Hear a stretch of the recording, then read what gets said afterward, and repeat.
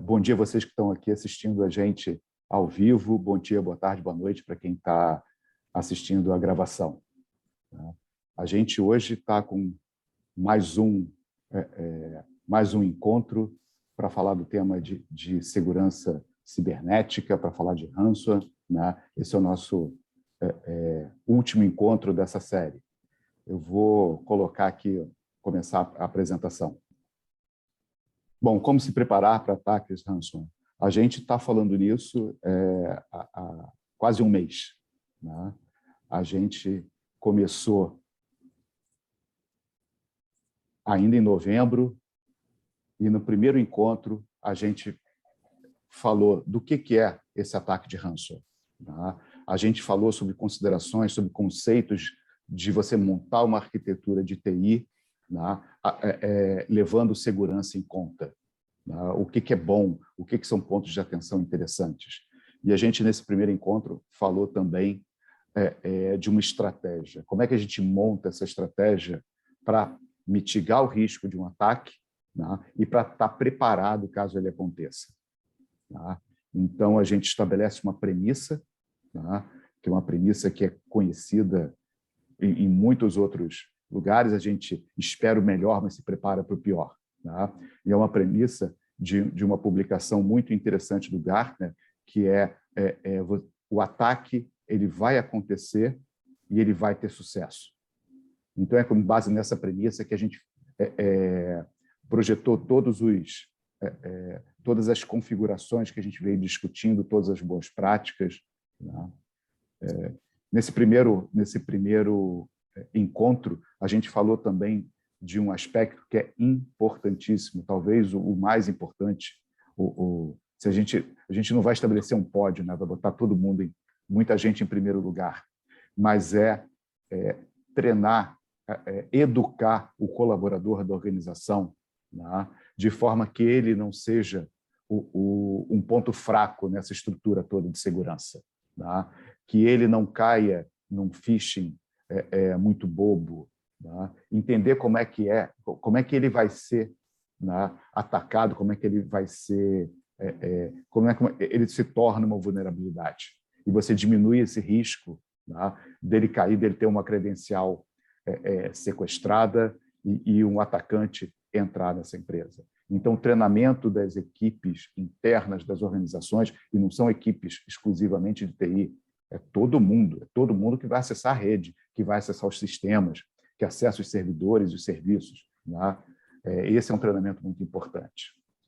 No segundo encontro, a gente foi falar sobre as ferramentas que a gente compõe essa arquitetura toda de segurança.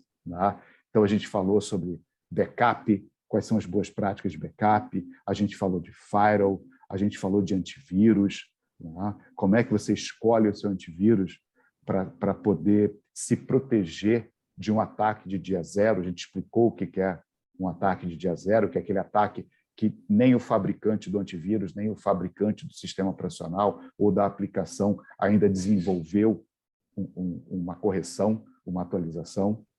Então, aquilo ali está vulnerável. A gente, no terceiro, as ferramentas, a gente também falou de monitoramento, e o quanto o monitoramento é importante. No terceiro encontro, a gente falou de hardening. O que diabos é o hardening? O hardening é quando você fortalece, enrijece a configuração de segurança. E parte de uma outra premissa que é muito importante. É uma premissa que não é tão usada no dia a dia. A gente entende porque é uma premissa que dá muito mais trabalho, mas é a premissa de que o usuário só pode ter a permissão que ele precisa ter. Ele não precisa ver um sistema que ele não mexe. Ele não precisa acessar um drive que ele não tem nada que ver naqueles arquivos. Ele não, muito menos escrever naquele drive. Então, a gente, quando fecha essas permissões, quando a gente fecha essa configuração, quando a gente mantém todo o ambiente atualizado, a gente vai endurecendo ele e tornando cada vez mais um ataque provável. Então, a gente preparou todo o ambiente. E aí a gente chegou no encontro de hoje. O encontro de hoje, a gente vai falar sobre como se preparar para o incidente, quando se preparar para o desastre? Né? Como é que o que a gente leva em consideração quando a gente faz esse plano, né? Quando a gente faz essa preparação? E depois, como é que a gente usa? O que a gente tem que fazer se acontece um desastre? Né? E aí eu vou contar com o apoio de dois amigos, né? O Flávio Correia, que é um arquiteto de TI, um arquiteto de soluções com larga experiência, não só em disaster recovery, mas em segurança. Né? O Rafael Gomes, que é um analista de TI da MT também, que já participou de vários projetos, já construiu planos de recuperação de desastre, né? E eles vão ajudar a gente nesse papo. Né? Bom dia, Rafael. Bom dia, Flávio. Bom dia, Marcelo. Fiquei bonito Flávio, na foto, hein? Oi? Fiquei bonito na foto, hein? Gostei. Ficou. Você é muito elegante. Né? Mas, Correia, deixa eu começar com você pedindo uma opinião. Né? Tem muita gente que acha que é muito fácil, né? Você não precisa de um plano de recuperação de desastre, que você mais ou menos tem isso tudo na cabeça. A gente sabe que não é bem assim. Né? A gente sabe que a gente vai encontrar uns percalços, a gente precisa dele. Mas fala um pouquinho dessa importância. Marcelo, acho que é um ponto hoje, né, que é bastante discutido nas empresas, né? Assim, hoje, como você mesmo falou, né, você tem que trazer todo mundo para o jogo, né? Há um tempo atrás, quando você falava de segurança, falava de continuidade de negócio, tudo aquilo que envolvia TI, né, tecnologia, a culpa é do gerente de TI, né, ou do diretor, ele que tem que resolver. Só que hoje a gente está vendo, né, principalmente aí nos últimos tempos, né, as empresas sofrendo muito, né, com ataques, né, cibernéticos, cada vez mais a dependência das empresas com TI. Né? Hoje a gente vive uma outra realidade, muita gente trabalhando em casa, né, fazendo o seu home office. Então, assim, né, deixou de ser só um problema de TI, mas também, né, se tornou aí uma tarefa, né, de todos na empresa, né? Desde a alta diretoria até quem está lá na ponta. Né? Então, eu acho assim, né, a gente tem que pensar muito nesses 3 pontos aqui que esse primeiro slide traz, né, que é a gente proteger o nosso ambiente, né, tá sempre preocupado com isso, né, como é que a gente garante a integridade dos nossos dados, né, que os dados das empresas é o seu patrimônio, né, também, né, planejar, né, as ações com frequência, né, porque é um processo, né, você sempre tem que estar olhando para ele e ver o que você pode melhorar e se preparar, né? É o que você falou, né? A gente tem que estar pronto sempre para o pior. Executar o planejamento, né? Exatamente. Isso aí. Mas é importante mesmo. Né? A gente vê que esse índice de pessoas utilizando o planejamento é muito alto. Sim. Né? E é basicamente, você pode não ter o planejamento? Pode. Mas o que vai acontecer é que você vai ter que parar e pensar no que você vai fazer e pensar em que ferramentas que você precisa e quem é que vai agir na hora do desastre. Né? Mas e é uma hora que os nervos estão à flor da pele. Exatamente. Aí você não sabe com quem você fala, você não sabe que time trazer para o jogo, você não sabe nada disso. Né? Então, às vezes você não sabe nem o que foi impactado, né? O que está acontecendo. Né? Então, é bem arriscada essa estratégia aí deixa acontecer, que eu me preocupo. Mas, Correia, vamos pedir aqui a ajudinha para o Rafael, que é um cara que vai explicar para a gente como é que essa história de plano de recuperação de desastre. Vamos lá. Fala, Rafael. Bom dia a todos que nos acompanham. Bom dia, Marcelo. Bom dia, Correia, mais uma vez. Isso é interessante o que vocês estão falando, porque eu creio até que quem deixa para a última hora não dá nem para chamar de estratégia, porque realmente não tem estratégia. E aí vai ter que lidar ali no calor do momento, realmente não é o que a gente considera ideal. E o plano de recuperação de desastre, apesar do nome aí ser praticamente bem explicativo, ele tem algumas particularidades e, assim, eu gostaria de considerar algo que eu acho muito relevante nessa questão, pegando aí um gancho no que o Marcelo e o Corrêa já falaram, é desmistificar a ideia de que o plano de recuperação de desastre é algo referente só ao setor de TI da empresa. Na verdade, é algo muito maior, né? Ele transcende a questão do setor de TI e ele, na verdade, permeia todo o negócio, né? Toda a área de negócio da empresa e não apenas o departamento de TI. Então, é algo sistêmico, né? É pontual, mas é sistêmico, é mais abrangente. E o plano de recuperação de desastre é justamente um conjunto de métodos que a gente vai buscar implantar visando mitigar o máximo possível da perda, né, ou da indisponibilidade de serviços, para a gente poder justamente manter a continuidade do negócio. Então, a gente busca diminuir ao máximo a perda da informação, até porque na era da informação a própria informação é o ouro, então a gente tem que diminuir ao máximo a perda dessa informação e também manter a continuidade do negócio o máximo de tempo, o mais rápido, na verdade, não o mais rápido possível. Então, a gente traz aqui alguns conceitos iniciais em relação a essa questão do plano de recuperação de desastre e, para a gente poder entender melhor, a gente tem ali 2 quadros. Primeiro, todo desastre gera perda para a organização. Então, o tempo de indisponibilidade de serviço, prejuízo financeiro, quebra de confiança na marca. A gente poderia também trazer aqui, para essa relação, até mesmo a perda de confiança interna dos próprios colaboradores da empresa, entre outras coisas mais que a gente poderia abarcar aí nessa... Rafael, eu acho que esse é um bom exemplo que você está falando para a gente conseguir essa compreensão de que não é só TI, né? Muito do que você está tendo de prejuízo ali só a organização inteira tem que avaliar. Sim, com certeza. É isso mesmo.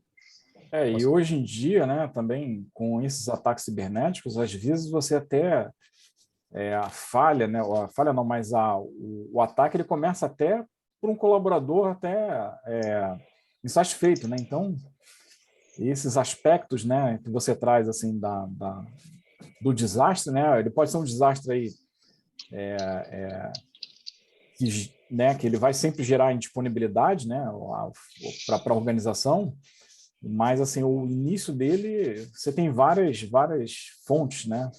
Sim, sim. Várias E às vezes o inimigo mora ao lado, a gente não imagina. Inclusive, esse exemplo que o Corrêa deu, eu já vivenciei uma situação dessa, em que, trabalhando ali no órgão público, aquela troca de contrato, a minha equipe era uma nova equipe que estava assumindo o contrato, só que a gente teve uma passagem de conhecimento da equipe anterior. E um dos colaboradores dessa equipe anterior, ele saiu carregando consigo as credenciais e naquela janela entre, né, a troca, houve uma invasão e depois de investigando-se, não chegou-se ali a um veredito, né? Mas tudo leva a crer que existe ali uma grande chance de ter sido uma grande possibilidade de ter sido ali um ex-colaborador que já conhecia, né, todos os caminhos que foram abordados, enfim. Mas é também um ponto que a gente precisa considerar, e algo importante é que a gente precisa entender que o plano de recuperação de desastre, ele não necessariamente precisa começar por iniciativa do setor de TI, mas até mesmo gestores de outras áreas, vendo essa necessidade da empresa, da corporação, pode buscar, né, essa construção junto, obviamente, aí claro que vai precisar da participação do setor de TI, mas não necessariamente precisa ser de iniciativa da TI.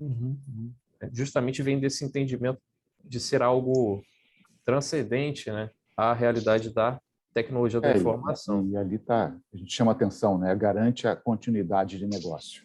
Exatamente. Exatamente. E aí a gente tem os objetivos do plano de recuperação de desastre, que já falei um pouco, que envolve justamente a minimizar a perda pelo desastre. E aí a gente fala aqui de desastre não somente desastres naturais, incêndios, né, ataques, por exemplo, mas nos dias de hoje, talvez a gente pode considerar que os ataques cibernéticos eles estão compondo aí um volume realmente considerável hoje. Com certeza. Essa questão do desastre em si, né? É porque talvez o nome desastre traga à mente das pessoas a ideia de um incêndio, não, raio mas caindo. quando é o seu negócio para, é um desastre. É um desastre. Exatamente. E a gente tem um dos objetivos, a minimização, a garantia, né, o retorno à operação ao normal ali, o mais rápido possível, e avaliar os pontos de melhoria para mitigar eventos futuros. A gente vai voltar, fatalmente a gente vai voltar nesses pontos nos próximos slides, mas aqui a gente pode já considerar, a gente está falando aqui sobre garantir o retorno à operação normal o mais rápido possível, e dentro do planejamento de recuperação de desastre, duas coisas que a gente precisa levar em consideração, que são dois indicadores muito importantes, são justamente o RPO e o RTO. E aí tem a ver com aquilo que a empresa tolera perder a nível de dados, e aí a gente vai falar um pouco sobre o RPO, que envolve a questão de rotinas de backups, esse tipo de coisa, e também a tolerância que a empresa tem de tempo de indisponibilidade, referente ao seu tempo de indisponibilidade, que é o RTO. Esses são dois indicadores importantes que a gente precisa levar em consideração na hora de elaborar um plano de recuperação de desastre. Isso precisa ser considerado. Porque, como o próprio Marcelo citou, né, aquilo que o Gartner aponta, você pode repetir, Marcelo, a citação que tu trouxe? Eu não lembro. Que o ataque vai acontecer e terá sucesso. Exatamente, vai acontecer e terá sucesso. Então, o ataque acontecendo, tendo sucesso, certamente haverá indisponibilidade. E aí a gente precisa estar preparado para isso. Isso tem que estar planejado. É possível, sim, contabilizar. Tanto o RPO como o RTO são indicadores que trabalham utilizando como medida o tempo. Então, isso precisa ser considerado, fortemente considerado, na hora de pensarmos num plano de recuperação de desastre. Então, legal. Rafael, quer falar alguma coisa? Pode falar. Não, na verdade, eu ia... A gente, quando vai pensar nisso tudo, e aí você está falando de RPO e RTO, e que a gente vai montar o plano, a gente tem uns pontos de atenção, né? Não. Segunda bota. Rafael? Estou ouvindo. 13ª, segunda nos dois. Eu acho que tem alguém com o microfone aberto. Tem que botar no mudo. Obrigado. Mas, seguindo, a gente tem uns pontos de atenção, né? Sim. E aí a gente voltou um pouquinho para a área técnica para pensar quais são os métodos e métodos que a gente já... Vários deles a gente já comentou, né? Bate esses pontos aí para a gente relembrar o que a gente já falou nas outras palestras. Sim, sim. Inclusive aqui a gente já começa olhando para um dos pontos mais importantes da recuperação do desastre, que é a integridade do backup, que tem a ver diretamente ali com o RPO. Para quem não está acostumado, né, o RPO é uma sigla em inglês aí, que é o Recovery Point Objective, que você vai trabalhar justamente em cima da política de backup. Então, vamos tentar trazer um exemplo aqui na prática. Imagina aí que você, no seu negócio, você tem uma rotina de backup, você faz um backup por dia. Todo dia, 23 horas, você tem um backup rodando lá.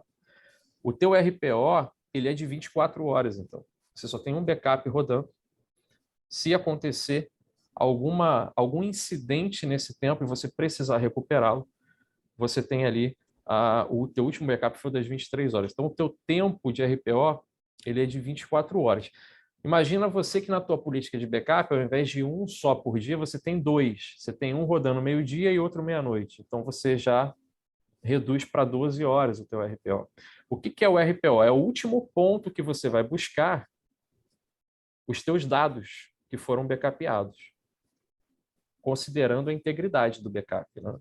Porque se Isso você pensar, né, diz para a gente que o que aconteceu nas 12 horas depois, né, você pode ter perdido, no caso de um desastre. Exatamente, exatamente. E aí, Rafael, você também tem que considerar, né, a questão, o contexto, né, do desastre, né, que pode ser um incêndio, né, como a gente já falou. Você fica imaginando aquele pessoal que faz o backup só no local, né, que faz o backup no HD externo, Pois né, é. que faz o backup na fita de backup que fica ali na gaveta, né? Ou faz o backup na própria máquina. Na própria máquina. Aí, né, aí a gente vai para o ataque cibernético, né? Aí a pessoa, quando vai precisou ali do backup, descobriu que o backup também está criptografado. Então, esses pontos aí também devem ser, né, pensados também, né, na estratégia, né, como você está colocando, né, do backup, mas também, né, acrescentar nesse seu plano A replicação para outras. a segunda via, né, o plano B, né, do backup ali também, né? Exatamente. Isso daí vai, por exemplo, a empresa ela tem que considerar, e aí de acordo, é claro, com a área de negócio, de acordo com as aplicações que essa empresa trabalha, enfim, ela vai precisar considerar isso. Qual é o tempo de tolerância que ela assume de perda de dados? Dependendo do tipo de negócio, é impossível você considerar 12 horas. Não tem como. Em 12 horas, imagina captação de clientes, todas as rotinas que vão acontecer dentro de um banco, a depender Transação do tipo de financeira, negócio. Imagina, uma empresa de transação financeira, por exemplo. O RPO dela jamais vai poder ser considerado 12 horas como aceitável, não tem como. Porque em 12 horas ocorreram milhares, milhões de transações financeiras, talvez ali dependendo do tamanho do ambiente. Então, isso vai depender de organização a organização. Exatamente. Vai depender do negócio. É negócio. Exatamente. Então, isso precisa ser considerado, mas precisa ser considerado à luz do seu negócio.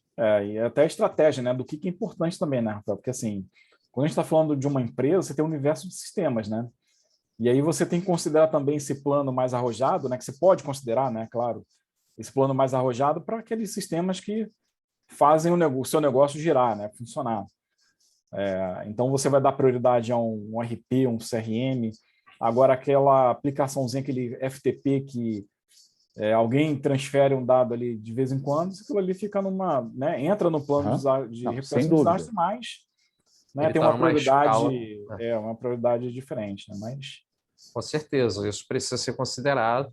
As aplicações que são mais críticas, né? A missão mais crítica da empresa tem que estar certamente em primeiro lugar e tem que ter uma escala. Isso tem que ser considerado e friamente considerado, até porque tudo isso envolve custo na hora de ser realizado, de ser implantado. Então, não tem empresas que eu acredito que conseguem até bancar um ambiente mais arrojado de proteção, mas a gente sabe que essa não é a realidade de todos os ambientes. Então, precisa ser feito, sim. Isso vai ser regulado, isso vai ser dimensionado dependendo do negócio. Com certeza. Esse aí é o fator preponderante. Mas a gente está pensando no quanto a gente está perdendo. Eu acho que tem um outro detalhezinho muito importante na hora que você vai recuperar esse backup, né? Se a gente pensar num ransomware, a gente viu como o ransomware acontece, né, no primeiro encontro, que você infecta a máquina num dia e você, em média, está demorando 2 a 3 para criptografar. Então, você já está... você tem que verificar esse backup, né? Quer dizer, a integridade é também garantir que esse backup não está infectado. Sim, com certeza. Não é somente fazer o backup e acreditar de bom coração ele vai estar íntegro, então somente porque você fez o backup e a rotina de backup rodou sem erro. Rodar sem erro não significa que rodou sem problemas necessariamente, que você pode estar levando o problema sem saber. Você pode Então, estar com o arquivo, você pode ter feito backup do arquivo infectado. exatamente. Inclusive, aqui cabe a gente considerar um ponto, eu não sei se eu vou adiantar, mas eu acredito que a gente vai trabalhar isso em algum ponto aqui dos slides, o entendimento de que replicação não é backup. Uhum. Tem gente que vai entender que eu tenho o meu ambiente aqui local, eu tenho o meu site local, mas esse meu site local eu tenho pelo menos os principais serviços dele replicados, até uma replicação síncrona ou assíncrona, então está replicado para um outro site, então eu estou tranquilo, eu não preciso fazer backup. O problema é que você está replicando e você pode estar replicando, inclusive, um sistema já infectado e não sabe. E na hora que você for acionar a replicação, ela também está completamente comprometida, né? Então, a gente precisa ter esse entendimento. A garantia da integridade do backup, ela é ali um dos principais pontos que a gente precisa considerar na hora do entendimento a respeito do plano de recuperação de desastre. Garantia... Sem dúvida, você não pode recuperar um ambiente sem a garantia de que ele está íntegro, né? Exatamente. A garantia de integridade das imagens de máquinas. E aqui a gente fala também de uma outra questão que é polêmica, que algumas pessoas vão considerar também como sendo a mesma coisa, que é a questão do snapshot. O snapshot, tem gente que considera o snapshot como sendo backup. E não necessariamente o snapshot é. Na verdade, ele é até uma ferramenta de backup, mas ele não é o conceito. É mais uma estratégia, né, de recuperação, é mais uma estratégia. Né, você recuperar um ambiente mais rápido, né, recuperar um backup. Eu diria acho que os dois têm que caminhar juntos, né? Porque uma coisa é você não precisar instalar a máquina e configurar todas as aplicações. Você tem uma imagem daquilo já configurado, mas a informação está no backup. Eu traria até um exemplo prático aqui, para a gente poder entender melhor, né, para facilitar o entendimento. Imaginem vocês que a gente tem dois servidores lá. Você tem um servidor de aplicação e você tem um servidor de banco. Aí imagina que você tem lá no seu servidor de banco dois discos ali trabalhando em paridade, né? E aí você tem o teu banco escrevendo, e aí isso aí é uma questão de abstração do sistema. Ele pode escrever um bloco em um disco e ele pode escrever outro bloco em outro disco. E aí quando você faz o snapshot no meio dessa operação, o que vai acontecer com o seu banco? O banco estava escreveu o primeiro bloco, você foi lá, fez o teu snapshot na hora que ele ia começar o segundo bloco. Então, você perdeu aquilo dali. Aquilo foi perdido. Um snapshot, nesse caso, ele não é a melhor ferramenta. Porque quando você for recuperar essa máquina, esse banco, provavelmente, a chance dele estar corrompido é grande. E você perdeu a informação. Por isso que a gente considera que o banco está configurado, mas aí você vai pegar do backup a base e vai colocar lá dentro. Exatamente. Agora, por exemplo, no Snapshot, você tem um servidor de aplicação nesse mesmo cenário. E aí a aplicação, ela não altera tanto como o banco. Você pode fazer um Snapshot. E aí eu estou falando isso, gente, para a gente poder considerar o segundo indicador que eu falei. A gente falou do primeiro, o RPO, aí a gente tem o RTO, que é o Recovery Time Objective. É o tempo que você vai tolerar para o seu sistema ficar indisponível. E aí, quando a gente considera o RTO, imagina você, olha, eu tenho um snapshot aqui da máquina de aplicação. Eu consigo voltar a máquina de aplicação num tempo bem mais rápido. E eu alio ao snapshot o meu backup do banco. Então, eu estou unindo duas ferramentas para poder concluir uma operação com mais integridade. Aí sim a gente pode considerar. Agora, dizer que é a mesma coisa, tem muita gente que acaba se complicando, porque na hora que mais precisa vai lá e não vai conseguir, né? Porque só contou com uma.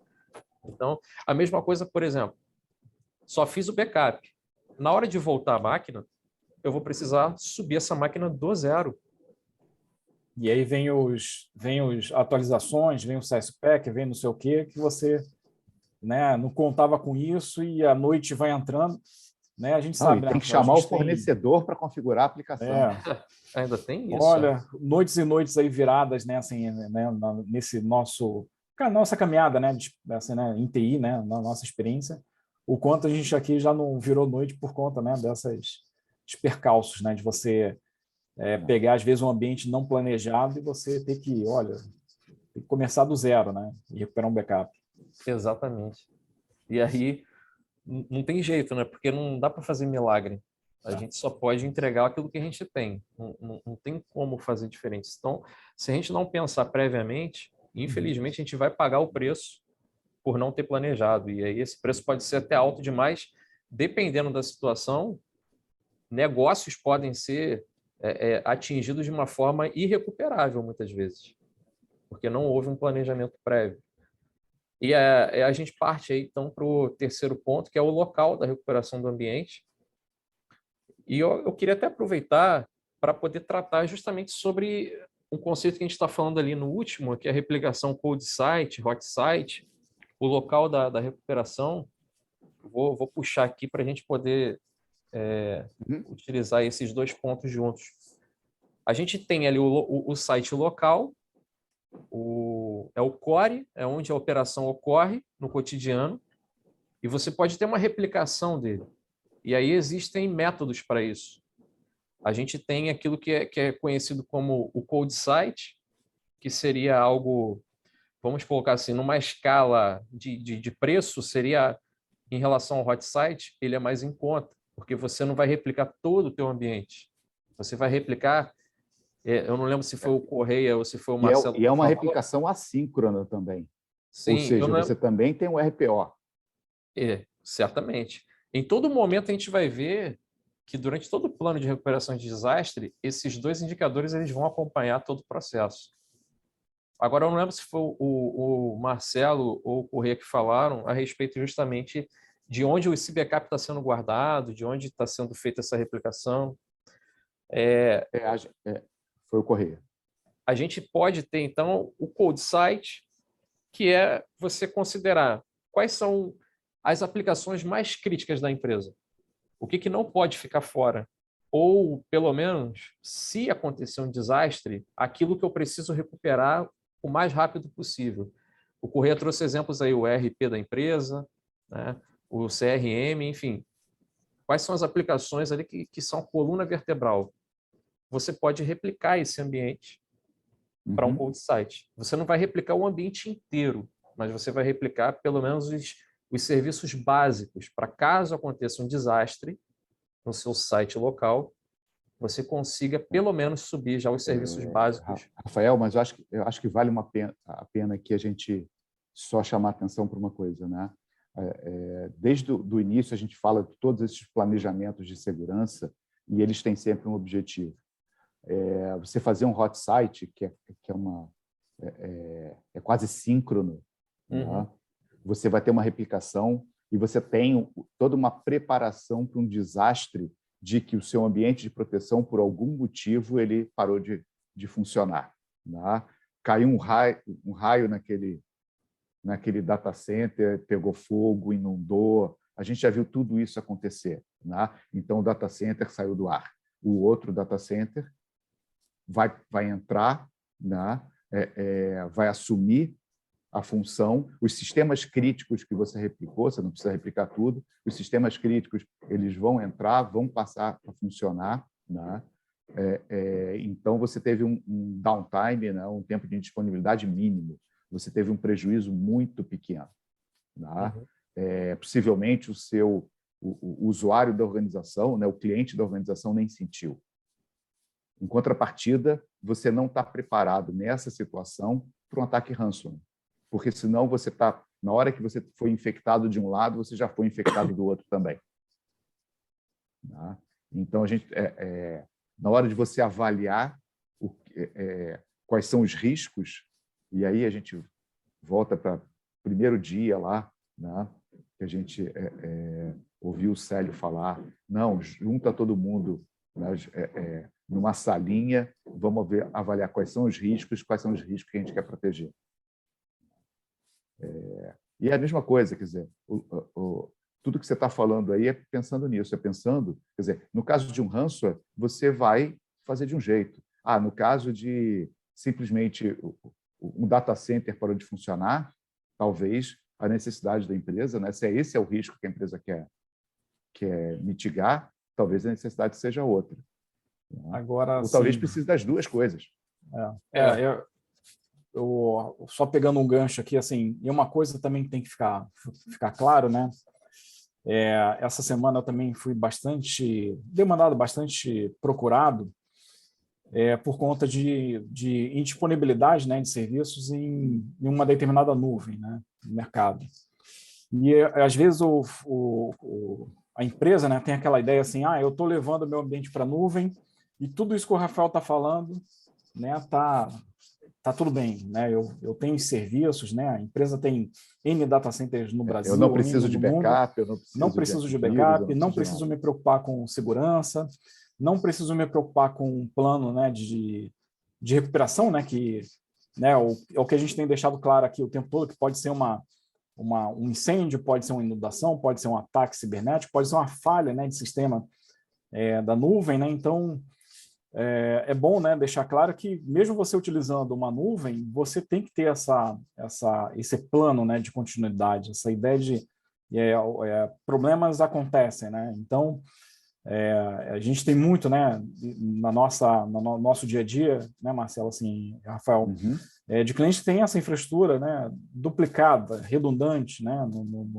na nuvem da própria MT, né? Então, é importante essa cultura, né, de olha, estou contratando a nuvem, tá tudo bem, não preciso me preocupar com mais nada.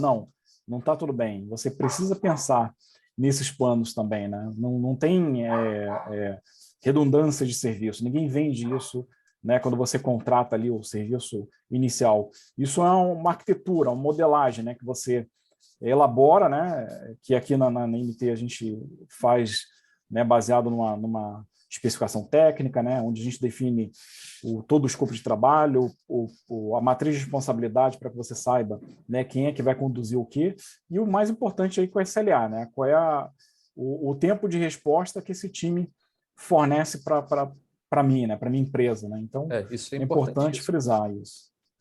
Isso é importantíssimo. Inclusive, Corrêa, pegando aí um gancho que você está falando, justamente buscar bons parceiros, né? É o que eu falo, Rafael, assim, você não tem que contratar fornecedor, você tem que ter um parceiro do seu lado, né? Parceiro que entenda, né, entenda o seu negócio para você focar no seu dia a dia. Exatamente, porque não adianta você ter todo o teu ambiente replicado se você não tem um planejamento, o que vai precisar voltar. Tá, tudo bem, meu ambiente está replicado, tá lá, a hora que eu precisar, tá tudo lá bonitinho, tá, mas qual é o primeiro serviço que tem que subir? Por onde que você vai começar? E eu diria até mais, no meu entendimento, o ideal seria o quê? Que as organizações tivessem um tipo um tipo de plano de recuperação para cada tipo de cenário. Então, se possível, prever cenários diferentes. Porque um ataque de ransom, ele não se equipara a um incêndio, por exemplo. São situações diferentes. Então, o ideal é que você consiga responder de forma adequada a situações diversas, né, que você pode enfrentar, que o seu negócio pode enfrentar. Acho que a gente falou bastante aqui. De repente, eu acredito que seja legal a gente avançar, Marcelo, para o próximo slide, que a gente vai falar um pouquinho sobre o processo em si, e aí a gente vai continuar abordando aí esses temas. Bom, então aqui a gente tem as etapas de um plano de recuperação de desastre. Em tudo que a gente falou até agora, a gente precisa entender que se eu não defino quais são os objetivos da recuperação, então eu não tenho um plano. Eu preciso saber qual é o meu objetivo. E para que eu possa saber qual é o meu objetivo, eu preciso também entender o meu negócio. Qual é o tempo de parada que eu consigo tolerar, qual é o volume de informação que eu tolero perder. Eu preciso ter um objetivo bem claro e aí, sobre esse objetivo, eu começar a trabalhar o plano de recuperação de desastre, né? Então, levantamento de uma equipe de recuperação, porque, como o Correio falou, não adianta. Na hora que acontecer, você não saber nem para quem ligar. Não adianta chamar todo mundo, mandar todo mundo para dentro da empresa. Vamos lá, vamos voltar com os sistemas. Tá, mas quem vai fazer o quê? Quem vai acessar o quê? Enfim, vamos voltar com o quê? Inclusive, aqui, o Correia, esse item 2, a equipe de recuperação, volta à questão do bom parceiro. A gente tem que ter parceiros, não somente fornecedores. A empresa que conheça o seu negócio também, né? Esteja preocupada com o seu negócio. Para ela, porque assim, né? A TI não é atividade fim de boa parte das empresas, né? Então, você não precisa ter um time especializado, né, em situações como essa para conduzir esse processo. Você precisa ter um parceiro que conheça, que tenha essa experiência, né, que tem esse perfil, que te ajude a desenvolver esse processo. Né? Então, exatamente. Nessa hora que o parceiro entra para te ajudar. E faz a diferença, né? De fato, faz a diferença. Sim. O terceiro ponto, que vai tratar um pouco sobre os indicadores que nós falamos, levantar os sistemas, aplicações e recursos necessários para que o teu negócio possa, pelo menos, voltar ali a respirar. Você já consegue, aos poucos, já voltar e vai escalonando isso até que o teu ambiente esteja 100% recuperado. Mas aqui no item 3 você já tem os principais itens que precisam voltar, você precisa ter isso mapeado. Né? O item 4, a definição do local de recuperação. A gente consegue recuperar o que se perdeu aqui mesmo no site local? Ou não, foi uma enchente. A gente não consegue recuperar isso aqui. Ou qual é o risco? Né? Qual é o risco de recuperar no mesmo local? Você vai sobrescrever o ambiente comprometido, que você pode fazer uma análise forense depois, que vai te ajudar a identificar a causa, então... Exatamente, que a gente vai falar, inclusive, né, que a investigação ela faz parte do plano de recuperação de desastre, que tem a ver com a avaliação que você vai fazer do que aconteceu, né, do ocorrido. Então, tem que ter muito bem definido o local de recuperação, e por isso que eu ressalto aqui a importância de, se possível, você pensar em diversas possibilidades de risco e uma resposta apropriada para cada situação que você enfrentar. Esse aí é o melhor dos casos, é o melhor dos mundos. Porque se você pensa, né, Rafael, assim, você falou em inundação, incêndio, né? Você não é só o equipamento em si ou a informação em si que foi comprometida. Você tem a parte elétrica, você tem a parte física, você tem a parte de refrigeração, você tem a parte do próprio, né, assim, né, de situações de monitoramento, então, acesso do pessoal. Então, você tem que pensar, né, em várias coisas. Né? Não adianta só pensar assim, se eu pegar um ransomware, eu tenho um backup. Mas, cara, e se pegar fogo? Né? E se a gente, há um tempo atrás, né, a gente viu, pelo menos eu acompanhei na mídia, né, um ataque a uma rede social um ataque cibernético, né, onde o ambiente tinha sido comprometido, mas o pessoal de TI também ficou sem acesso ao local, né, o acesso físico ao ambiente para poder dar o suporte local, porque todo mundo perdeu os acessos remotos, né, e você precisava lá passar seu crachá, né, numa portaria eletrônica para acessar o data center e ninguém conseguia, né, passar o crachá. Então, você tem que pensar até nessas situações, né? Como é que eu acesso o local onde está... O carro ficou trancado com a chave dentro. Exatamente. E quem já não passou por isso, né? Eu já tranquei o carro com a chave dentro. Olha, isso acontece muito em situações, né, de praias, não sei o que você tem pouca infraestrutura, né? Graças a Deus estava perto de casa. Graças a Deus estava perto de casa e consegui pegar a chave reserva. O quinto aqui, gente, é a definição das tarefas e responsabilidade para a restauração. Isso aqui eu acredito que tenha também muito a ver com o ponto 2 ali. A gente definiu uma equipe e agora a gente vai definir as tarefas.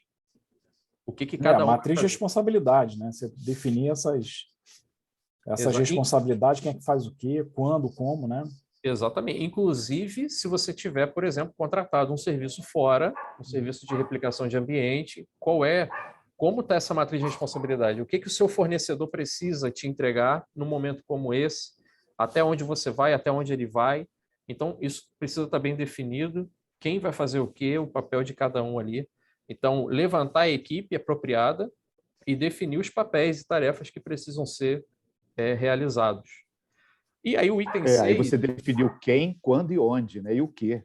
aí é o melhor dos mundos. E Exatamente. eu ainda, assim, né, quando você faz isso, né, Rafael, fica claro para todo mundo, né, para todo o time que está envolvido, né, aí a gente, falando um pouquinho, né, não só de TI, né, mas assim, aonde vai entrar a alta direção da empresa, aonde vai entrar uma assessoria de imprensa, aonde vai entrar o time, né, de sistemas, o time, né, de gestão de banco de dados, o time de segurança, o time de infraestrutura, o fornecedor, né, como a gente aqui tem batido muito, né, nessa tecla, como é que cada sistema, né, como é que você inicia, né, quem é que começa primeiro, quem é que fica por último. Então, é um processo bastante, né, bem abrangente, né, que você envolve, né, várias áreas da empresa também, né, não é só Isso daí, o time de Correia, é TI. importante porque foi aquilo que a gente falou lá no início. O plano de recuperação, ele A não é equipe referente... jurídica, né? A gente está esquecendo aqui também o pessoal, né? Olha, a gente tem hoje uma lei, né, de proteção de dados em vigor no país. Se houver algum tipo de vazamento, né, como é que você lida com aquilo? Então, você prepara todo mundo, né, para a situação. Isso aí volta àquele ponto lá do início, que o plano de recuperação de desastre, ele não é de responsabilidade só da TI. Você precisa, né, num cenário ideal, envolver toda a empresa, porque, na verdade, toda ela acaba sendo impactada numa situação como essa, de desastre. Então, o importante é que toda ela também se empenhe nesse processo de recuperação. É claro que questões técnicas não tem como fugir, vai passar, de fato, pela mão de pessoas técnicas, mas outras áreas que vão assessorar essa recuperação, elas também precisam ter ali o seu papel de importância destacado, né? E aí a gente parte para o ponto 6 aqui, que é o treinamento e a simulação. Ninguém aqui está falando de instalar um ransomware dentro do teu ambiente, né? Não faça isso. Mas é necessário que, dentro das possibilidades, haja sempre os testes de integridade, por exemplo, nos backups. Existem ferramentas para fazerem isso. Ambientes de homologação, para você poder fazer simulações, fazer testes, para que você possa refinar o seu processo. E aí você pode estar pronto. Quanto mais se treina, mais se simula, mais você está pronto para enfrentar a realidade quando ela sem dúvida nenhuma, acontecer. Eu diria que isso não é se você consegue, né? Eu acho que é quase uma exigência. Até porque na hora que você define o seu SLA, né, você definiu em quanto tempo você vai recuperar o ambiente, quanto que você perdeu de informação, nessa simulação que você vê se você está conseguindo atingir. Você fez um planejamento todo com os objetivos, né? Se você não simular, você só vai descobrir isso no caso do desastre, e aí não tem jeito. Por exemplo, Marcelo, a questão mesmo que nós falamos aqui sobre o RPO, tem lá o backup. Mas quanto tempo eu consigo, quanto tempo eu levo para recuperar esse backup? Aí eu tenho que levar em consideração o download do backup, se eu estiver fazendo backup numa área externa. Aí eu vou ter que contar o tempo de download, eu preciso abrir esse backup, checar a integridade dele, aplicar esse backup. Quanto tempo isso leva, esse processo leva? Eu preciso medir. Né? O dado ele sempre cresce, assim, né? A informação sempre aumenta, né? Dificilmente você diminui a informação da empresa. Então, o volume, né, sempre aumenta, né? Então, como é que você mantém ali aquele acordo de nível de serviço que você definiu, né, o SLA? Olha, eu preciso recuperar em até 2 horas, 4 horas. Como é que você garante isso, né? Se o volume aumenta, né? Então, só testando. Igual a gente, né, já passou várias vezes aí, né, Rafael, no próprio RB1, o prédio onde a gente tem nossa sala, o nosso NOC, né?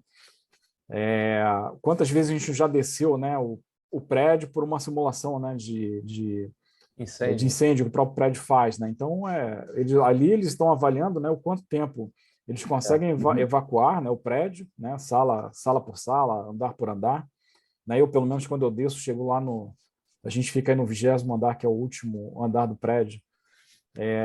Chego lá embaixo, meu joelhinho, né, doendo, né? Então, a gente sabe, né, que até nisso, né, a gente também, eles pensam, né, as pessoas com dificuldades, as pessoas que têm... Então, o plano de recuperação de desastre tem que ser avaliado até nesse ponto. Qual é o, né, como você mesmo falou, de onde eu vou recuperar? Pode vir de um HD externo, né, um USB que a gente sabe que não entrega desempenho, pode ser um backup pela internet, né, que você está fazendo um backup, o backup principal ali não funcionou, e às vezes até muitas empresas ainda fazem, né, o armazenamento de fita em outras localidades. Então, quanto tempo o motoboy leva, né, para chegar na empresa para você poder recuperar? Então, tem N fatores, né? N fatores. E você precisa simular e treinar para poder conhecer o seu próprio ambiente e saber o que vai esperar numa situação dessa, né? E o item 6, ele puxa o item 7, que é, com base nisso, não somente nos treinamentos e simulações, mas também as experiências, né, por aqueles que passaram por situações adversas como essa, precisa gerar uma avaliação constante do meu processo. O meu processo ele precisa ser vivo.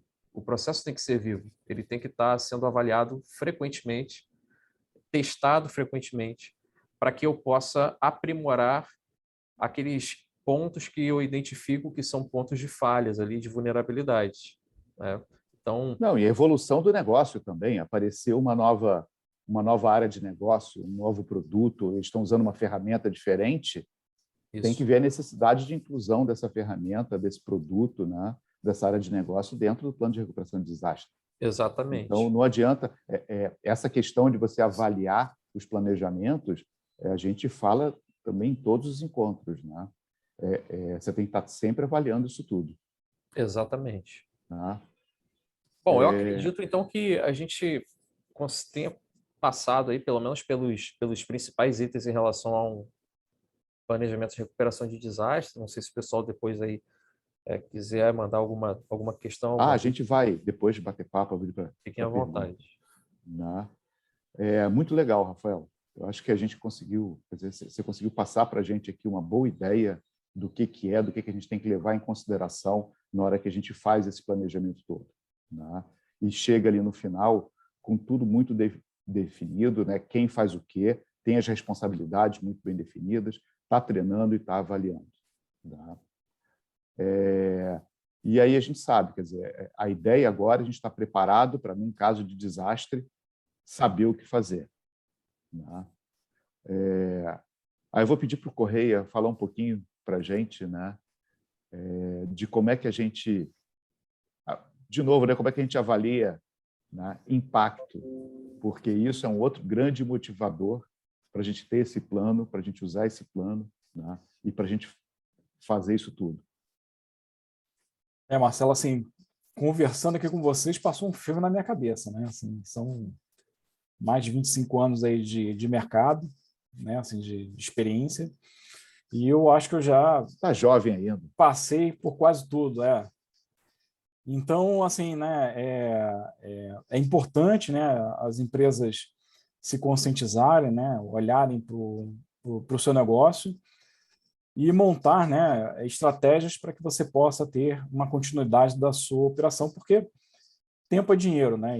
E quando a gente fala em ambiente parado, empresa com disponibilidade, é muito crítico, né, para qualquer companhia hoje em dia, ainda mais na atual conjuntura, né, da economia. Então, aqui a gente traz, né, alguns pontos, né, que são importantes para que as empresas possam refletir, né, e montar aí o seu plano de trabalho baseado em algumas delas, né? Eu diria assim, boa parte do que está aqui. Então, acho que o primeiro ponto, né, que a gente vê quando uma empresa fica fora do ar né, estremece ali a confiança da empresa com o cliente, né? Vou imaginar um e-commerce fora do ar, né? Então, você aí, né, deixa de vender, o cara deixa de acompanhar os pedidos que ele fez, ele deixa, né, de comprar mais. Então, eu vou comprar agora com uma outra empresa que tem uma infraestrutura melhor, né, para ter uma disponibilidade melhor do que aquela afetada, né? E quando eu falo, né, da confiança, né, como todo, a gente teve aqui recentemente até o caso do Ministério da Saúde, né, que não foi um ataque ransomware, né, mas a princípio né, todo mundo ficou cogitando essa possibilidade, mas pela característica, né, do incidente, ficou claro, né, que não foi, mas que até agora, né, a gente está sendo bastante afetado, né? Até conversando com o Marcelo essa semana, a gente, né, eu falei assim, eu tentei, né, ir num restaurante no final de semana, não consegui porque eu não salvei o bendito do certificado no meu celular. Você não fez, né? o seu backup, Flávio. Eu não fiz o meu backup e também não me ajudaram, né? Quando fizeram lá o sistema, né, do Ministério da Saúde, não pensaram assim, eu vou deixar lá o cara viu, né, o seu certificado, por que eu não deixo offline, né, no aplicativo do usuário, para que quando ele precisa não ter que ir lá, né, buscar aquela informação o tempo todo, já que é uma informação que é um D-1, né? Então não muda, não é dinâmico, né? Não é informação dinâmica, enfim.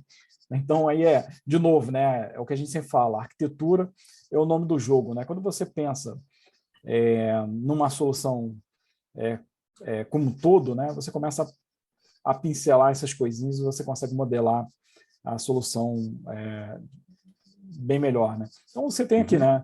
A perda da confiança dos seus clientes, você tem, né, o dano, né, da integridade da sua marca, né? A gente viu aí grandes empresas, né, sendo atacadas recentemente, né, tendo dados vazados, indisponibilidade de operação, tem o que o Rafael falou, né, da perda da confiança dos próprios colaboradores, né? Você está ali trabalhando e daqui a pouco você está de braços cruzados, né? Então você imagine aí uma empresa que tem uma força de vendas, né? Como é que você vai falar lá para o seu time comercial que ele não vai ser bonificado pelas vendas porque o seu sistema, o seu CRM está fora do ar, né? E é bastante crítico isso. Você também acaba perdendo, né, negócios futuros, né? Não tem jeito, né? Assim, você sofrer esse tipo de situação acontece, né? Assim, mas o que você tem que ficar se preocupar é com o que o Rafael comentou também lá no início, né? Como é que você comunica, como é que você fala. Então você, a longo prazo, né, você pode ter aí um desvio, né, uma perda de receita porque a sua empresa ficou fora do ar e aquilo ali arranha um pouquinho a sua credibilidade e redução de valor de ações, né, e por aí vai, né? Então, indisponibilidade são vários impactos, né? É horrível, né, para qualquer prejuízo. empresa. Muito prejuízo, exatamente. Então, Mas, Correia, a gente tem o plano, a gente está com tudo preparado, né? Mas tem gente que vai parar ali e vai pensar, né, na hora do incidente. Né? Como é que é essa história? Como é que a gente leva isso em?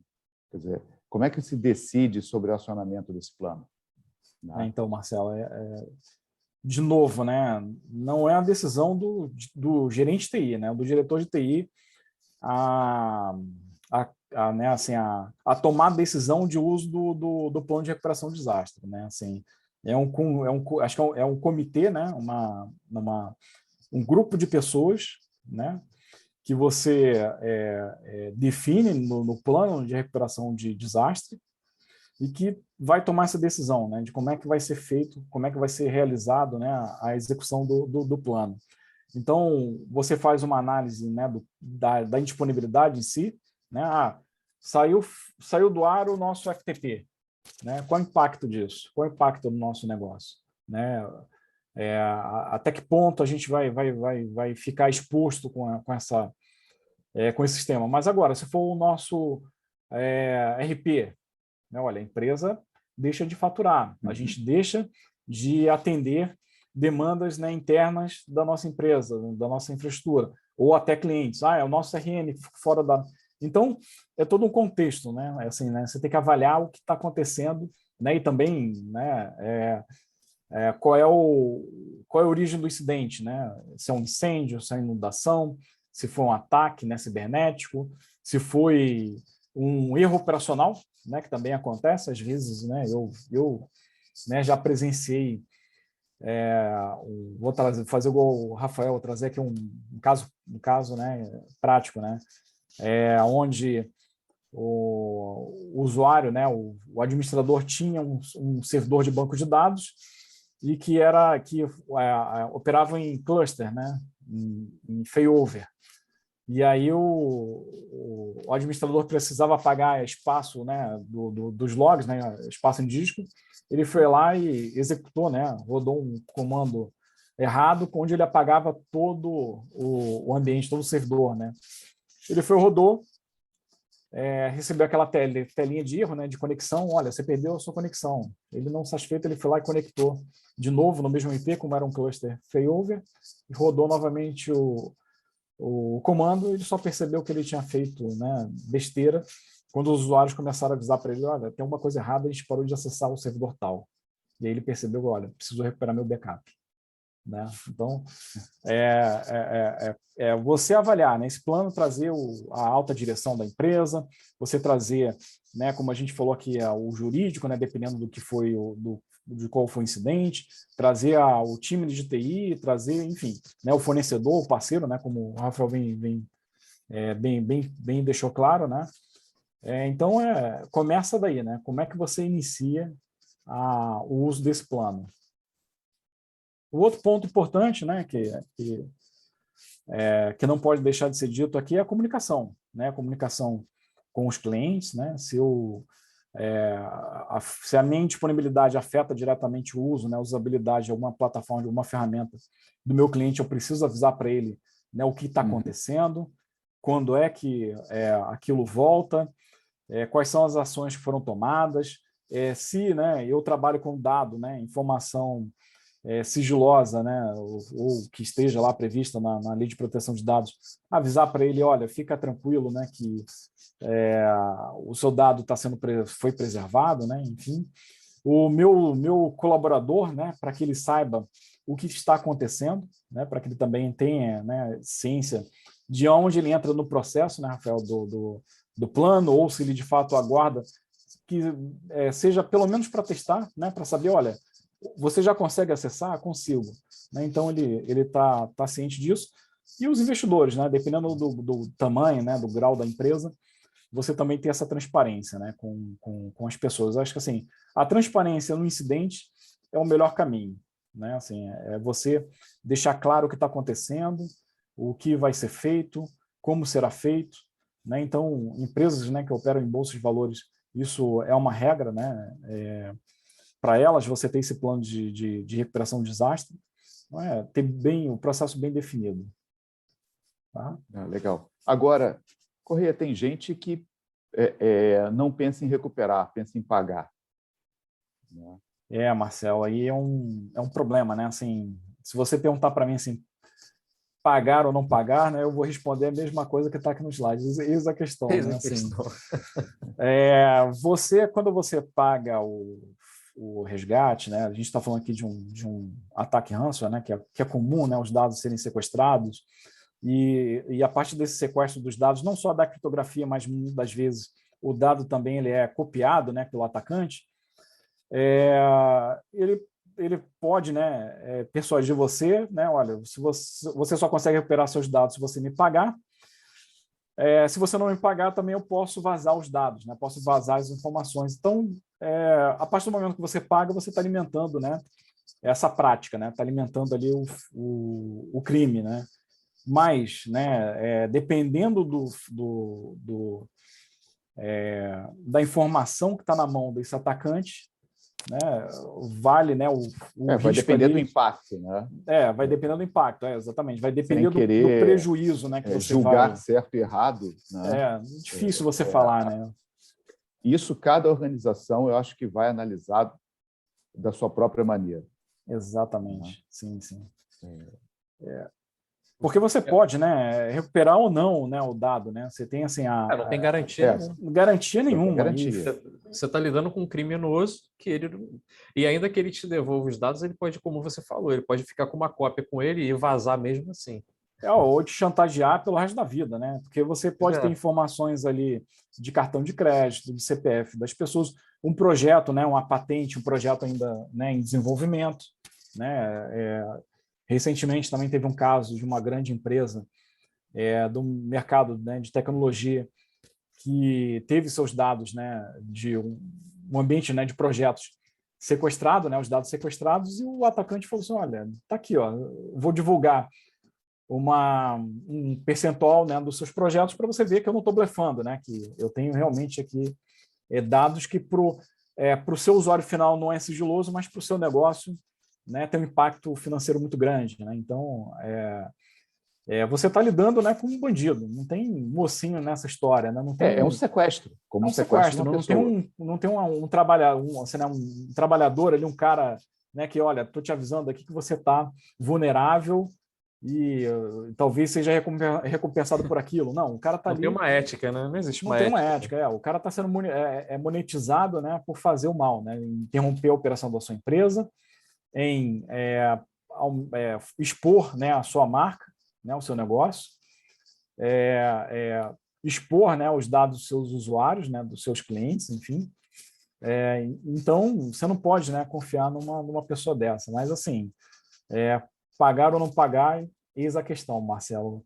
Agora, assim, né, o Rafael, no nosso plano, né, de recuperação tem que ter lá, né? Assim, você pensou na conta, né, de criptomoeda, né? Você já pensou numa corretora, né, de Bitcoin? Não adianta pensar Fazem nessa isso toda corredora hora. depois, né? Porque senão o tempo que você vai levar para abrir a conta e etc.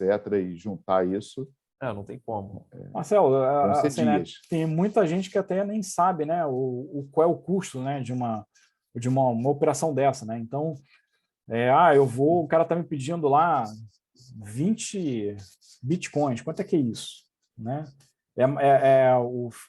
O valor que eu vou pagar do resgate é maior ou menor do que o prejuízo que eu vou ter? Né? Então, tem muita empresa, tem muita, né, companhia que não tem essa ideia, né? Não tem, e na hora ali não tem aquele pagamento com cartão de crédito. Você aceita cartão de crédito? Você aceita, né, cheque? Né? Você parcela? Não tem Não é essas assim, opções, né? não é assim. Então, Mas, de você qualquer maneira, precisa... Correia, o que você está dizendo é o que a gente já vem falando, né? Na hora que você se prepara, você consegue resolver mais rápido. Tá? Se você está pensando em pagar, se prepara antes. Exatamente. Não Tá? adianta, né, você pensar que na hora você vai resolver essas questões, não vai. A gente Mas a falando de um gente... planejamento, isso precisa ser levado em conta. Já que a gente está falando de planejamento, a gente tem que ser tudo frio de planejamento. considerar isso. Mas a gente fez o plano, a gente se preparou, a gente sofreu o ataque, a gente atuou no plano, né? Recuperou o ambiente. E aí, acabou essa história? Está tudo finalizado? Não acabou, de forma alguma. O que está faltando? Aí falta a gente saber, né, qual foi a origem, né, do incidente. Né? E pode ser ele, né, um incêndio, pode ser ele uma inundação, pode ser ele, né, uma falha humana, né, pode ser ele, né, o próprio ataque cibernético.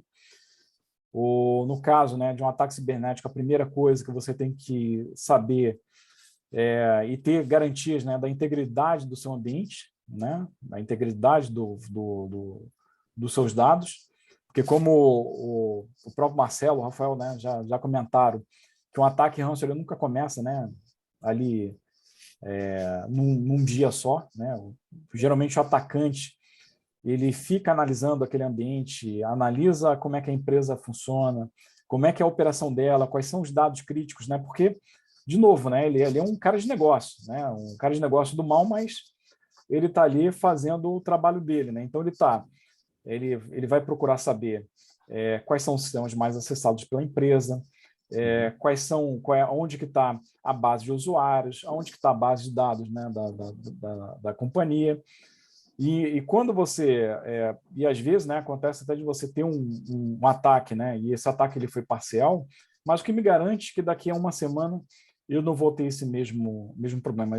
Né? Eu peguei já um caso desse, né, onde a empresa ela sofreu um ataque ransomware, ela recuperou o ambiente dela, né, numa semana, na semana seguinte, de novo, ela teve, né, problema com outra parte do ambiente dela. Então, você fazer essa investigação, essa checagem, né, de como é que está o seu ambiente, como é que está a sua infraestrutura é importante. E até, Rafael, eu também já presenciei também casos onde, quando a empresa ela sofre esse tipo de ataque, ela usa o plano de recuperação, mesmo que seja para um ambiente parcial, já no site, né, redundante. Porque, enquanto isso, ela coloca todo aquele ambiente dela né, em spare, né, bota ali o ambiente todo em pausa, para ela poder, né, levantar dados, levantar informações, porque ninguém vai chegar, né, e vai formatar os servidores. Olha, agora instala aí o Windows aí e recupera o backup, e recupera a imagem da máquina, não. Tá, é um erro até. Né, de onde partiu, né? O que mais eu tenho aqui de informação comprometida? Né, o caso, ao aguardar, né, essas evidências, né, dessa sua análise por uma investigação criminal, né, como, né, você mesmo falou, né, o cara saiu da empresa, levou as credenciais de acesso, uma semana depois houve um ataque, né? Como é que você prova, né, que foi alguém, né, mal intencionado? Como é que você prova, né, que foi um curto-circuito, né? Como é que você prova que foi uma inundação porque o cano lá estourou? Então, né, a gente está falando aqui de dados, está falando de informações, patrimônio das empresas, está falando de dinheiro, né? Então, não é um cano furado no nosso banheiro da nossa casa, né? Então, você está falando aqui de informações críticas, né, que devem ser levadas em conta. Inclusive, Né? Corrêa, até para você poder aprimorar o teu sistema de segurança. Você precisa saber de onde veio o ataque para você poder saber qual a porta que está aberta, por onde que esse cara entrou. Sem dúvida, como é que ele entrou? O que você tem que proteger que você não tinha protegido? A identificação das causas, né, das vulnerabilidades. Hoje você tem condições de fazer esse levantamento, né, em testes de vazão, em sistemas, né, de monitoramento de vulnerabilidade que você consegue monitorar semana a semana, ou a cada 15 dias, ou a cada mês, como é que está a sua política, né, de segurança. Porque, assim, né, como a gente diz em TI, não existe bala de prata, né, e quem faz não controla, né? Então, você tem que ter um aparato, né, de ferramentas para que você possa, né, identificar as brechas, né, para que você possa identificar possíveis ameaças, né, que você tem. Inclusive, até o fato, né, de você ter pessoas dentro da empresa que tem privilégios, né, tem acesso à informação que não deveria ter, né, que não há necessidade, e que aquela pessoa pode ser, né, o cavalo de Troia, né, da história toda. A falha aqui também não é só, pode ser uma falha operacional, né? A gente também é comum você ver também, você vê interrupção, né, de sistemas também baseado em falha, né, humana, né? A pessoa tinha que fazer uma rotina e acabou executando uma outra atividade, aquilo ali impacta, né, no negócio. Como é que você mitiga isso também? E olhar para isso tudo, né? Olhar para esse cenário como um todo e você sempre melhorando, né? Que o processo, né? O plano, né, de recuperação, é um processo, né? Você avalia, né? Você checa, você melhora e você executa, né? Então, essas são os pontos, né? E aí você volta importantes para o início e faz tudo de novo. Tudo de novo. Aí você entra, né? O processo é vivo. Como né, eu falei, assim, conversando com vocês aqui, passa um filme na minha cabeça, né? Porque incêndio, roubo de máquinas, ataque cibernético, inundação, falha operacional, né? São coisas que você vê, né? Para quem trabalha com TI, trabalha com infraestrutura, né? Como a gente aqui trabalha, e segurança, a gente vê de tudo, né? Então, tem que estar pensando sempre em todas as posições, né? Em tudo que pode acontecer. Muito legal. Eu acho que a gente conseguiu passar bem a ideia, né, do que é esse plano, o que é esse planejamento, de como a gente monta ele, de como a gente usa. Né? Aí vou parar aqui a apresentação para todo mundo se ver melhor. Né? E a gente está aberto agora a perguntas, comentários. Quem quiser abrir o microfone para falar, sinta-se à vontade. Quem quiser escrever no chat também.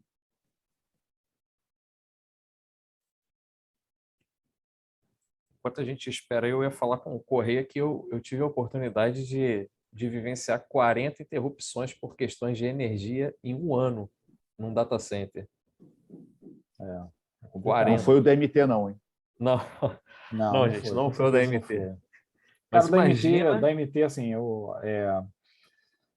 eu teve em 2000, eu trabalho na MT desde 2008, em 2009 houve um apagão na região sudeste, e eu estava trabalhando, né? E aí eu tinha, né, mania de olhar pela janela para a perimetral para saber como é que estava o trânsito. Eu olhei para a perimetral, tudo apagado. Olhei para a região ali de Niterói, também tudo apagado. Eu só via só aquela chama da Reduc, né? Eu falei assim, cara, alguma coisa aconteceu no Rio de Janeiro. Caramba! E aí eu só fui descobrir uma hora depois que eu vi no jornal, né, pela internet, que tinha faltado luz, né? Tinha tido um apagão, né, na região sudeste, Minas, Espírito Santo, Rio, São Paulo, enfim.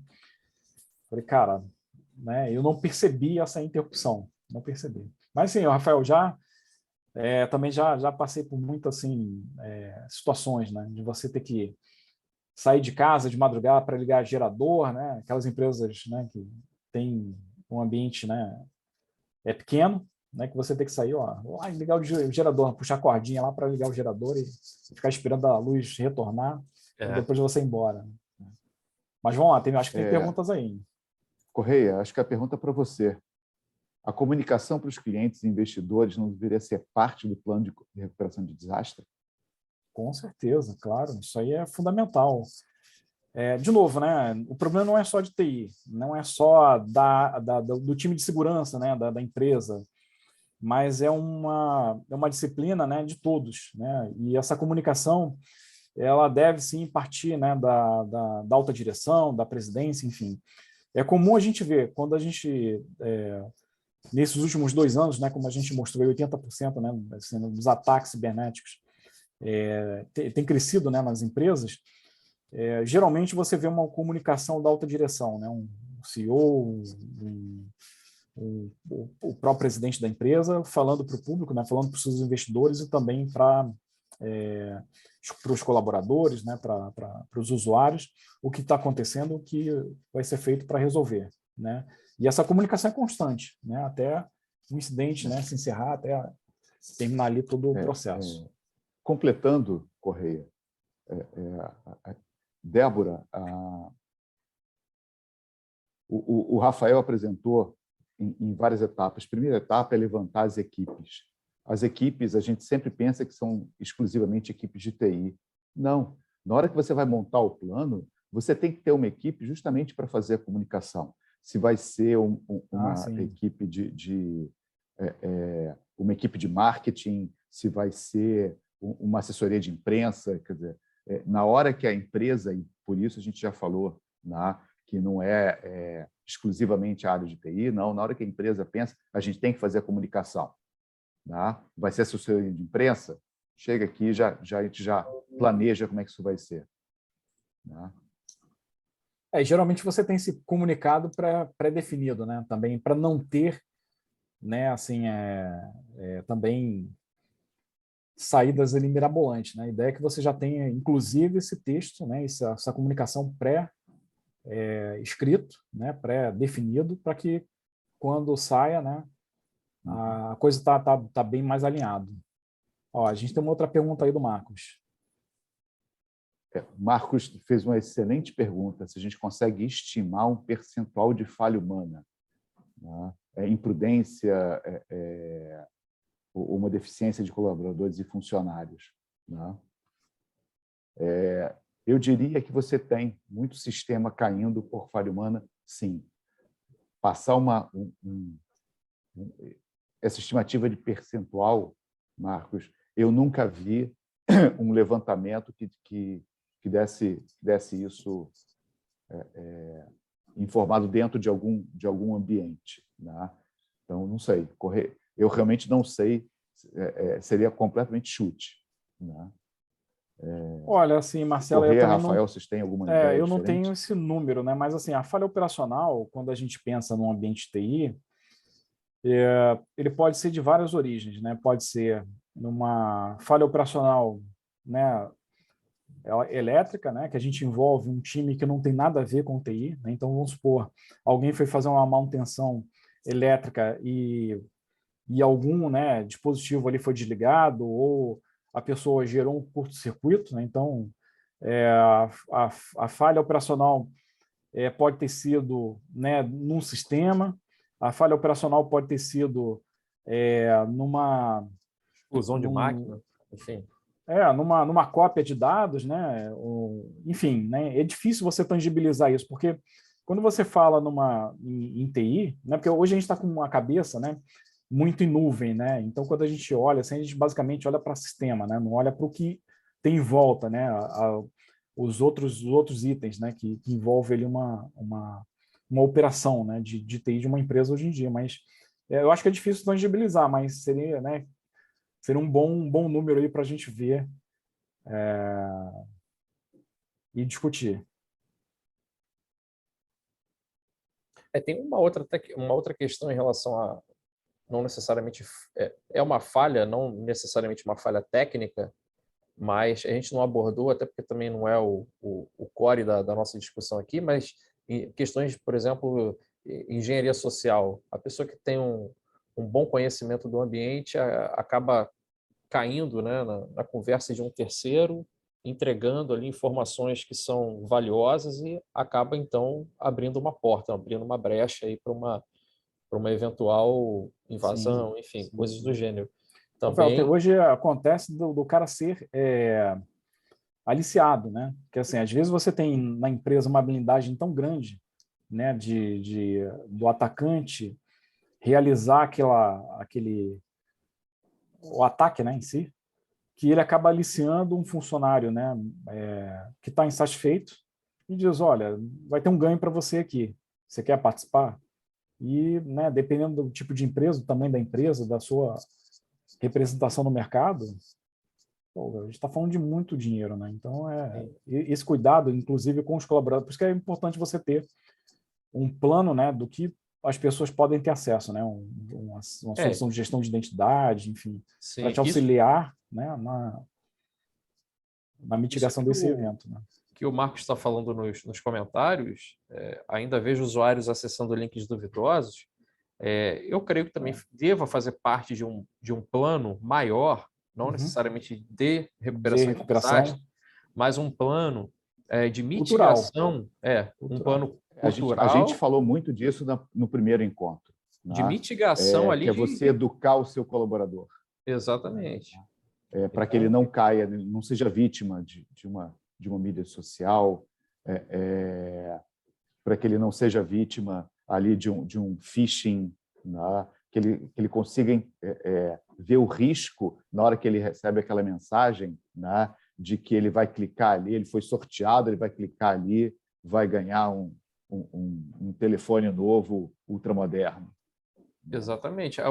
Isso daí, Marcos, eu vejo, inclusive, como um passo anterior ao plano de recuperação de desastre. Sim, sim. No plano, a gente já considera que o problema já aconteceu, o cara já clicou no link, enfim, já deu o problema. Então, o anterior a isso... O Marcos está falando uma coisa ali que realmente acontece. Né? Uma política que várias empresas estão adotando é de ficar... o próprio departamento de TI gera esses e-mails com links duvidosos, né, para ir enviando para a organização e controlando quem está clicando. Né? Tem empresas que estão sendo mais rígidas nesse sentido. Se você clica não sei quantas vezes, você tem que fazer um curso, tem que ir para a sala de aula para fazer um curso. Né? Se você clica mais vezes depois de ter feito o curso, você é dispensado. Né? A gente tem visto esses programas, né, de educação interna. Mas continua sendo um risco muito alto. É um meio de mitigar, né, a falha, mas realmente passa por esse processo aí de educação.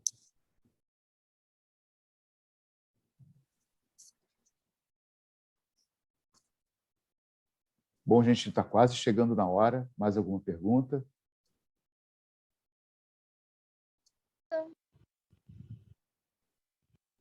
Estão me ouvindo? Oi, Lilian. Estou ouvindo. Tá baixinho. Vê se tá melhor agora? Tá, melhorou. Assim, vocês conseguem estimar valor, assim, valor comercial de uma disponibilidade de dados dentro de uma empresa? Estimar o valor de perda? O valor do prejuízo da empresa vai depender muito do negócio, né? E essa é uma análise que eu acho que não é uma análise de equipe de TI, né? Não é que a gente não possa ajudar a fazer, mas vou te dar um exemplo. A gente dá apoio, né, para uma empresa que é dependente de um sistema para uma operação de fábrica. Se o sistema parar, a fábrica para. Então, quer dizer, o sistema, 1 minuto de indisponibilidade é 1 minuto de fábrica parada. Quanto vale 1 minuto de fábrica parada? Porque ele tá com os equipamentos, que ele gasta dinheiro de manutenção dos equipamentos, ele tem o custo de todos os funcionários da fábrica e ele parou de produzir. Então, quem vai conseguir avaliar o prejuízo financeiro, né, é o negócio em si, quer dizer, a organização vai ter que ver o que parou, onde é que ela deixou de ganhar dinheiro, onde é que ela aumentou o gasto. Né? A gente teve até, Marcelo, recentemente aí a questão do Facebook, de outras redes, né, ali atreladas a ele, de quase, eu acho que foi aproximadamente 6 horas, talvez um pouco mais, um pouco menos. Quantos anúncios deixaram de correr naquelas redes sociais, né, no grupo deles? Quantos anúncios deixaram de correr? Enfim, é um valor muito alto. Eu diria que é o valor direto e indireto, né? Assim, Exato. Aí eu voltando um pouquinho de novo aqui pesquisas que são feitas dentro da rede, enfim, ao próprio ConectSUS, né? O quanto que, né, cinemas, restaurantes, enfim, estão deixando de arrecadar porque o cara não consegue entregar lá, apresentar o certificado de vacinação, né? O cara ele deixou de entrar porque não tinha esse tal certificado. Então, você tem aí o valor direto, né, da empresa, e olha, minha operação, como o Marcelo falou, se minha fábrica ficar parada, né, eu vou deixar de produzir. Mas se voltar amanhã ao sistema, eu ainda consigo escoar aquela produção que eu fiz, né? Agora, no caso, né, dos anúncios, como você colocou, do acesso, né, a esses locais que ninguém consegue acessar muitas vezes porque você não tem a informação ali na mão. Então, é difícil tangibilizar, mas é possível. Aí vai depender do negócio, não tem jeito. Não tem jeito.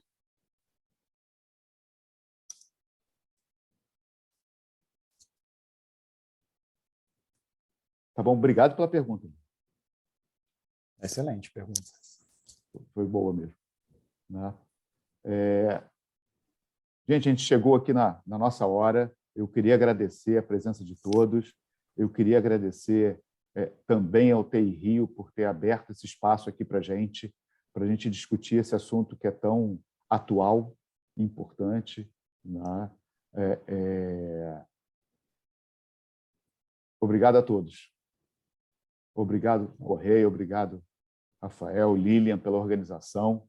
Obrigado aí também, pessoal. Muito obrigado aí pela presença de todos. Obrigado, Lilian. Obrigado, Marcelo, Rafael. Muito bom estar com vocês aqui e trocar essa ideia. Ótimo. Foi excelente. Obrigado aí, Lilian, Marcelo, Correia. Obrigado a todos aí que compareceram Obrigado a todos. E acompanharam esse momento aí com a gente. Até a próxima.